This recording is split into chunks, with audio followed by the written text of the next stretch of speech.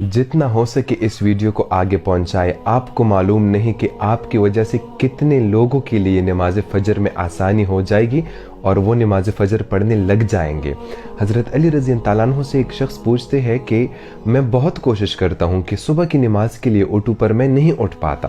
تو حضرت علی رضی اللہ عنہ جواب دیتے ہیں کہ یہ نیند کی وجہ نہیں ہے، بلکہ سارا دن جو تم گناہ کرتے ہو نا، وہ جو ہے تمہاری گردن میں توک، تمہارے ہاتھوں میں ہتکڑیاں اور تمہارے پیروں میں بیڑیاں بن جاتی ہے اور تمہیں باندھ دیتی ہے، جو کہ تمہیں نماز فجر کے لیے اٹھنے نہیں دیتی۔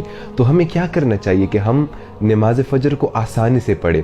جب بھی رات کو سوئے الارم آپ سیٹ کریں اور اس سے پہلے جو ہے 100 مرتبہ، کم سے کم 100 مرتبہ استغفر اللہ استغفر اللہ استغفر اللہ، 100 مرتبہ آپ استغفار کریں اور دیکھیں کہ پھر آپ اسی دن اٹھتے ہیں یا نہیں فجر کے لیے۔ انشاءاللہ اللہ سبحانہ و تعالیٰ آپ کا یہ مسئلہ حل فرما دے گا۔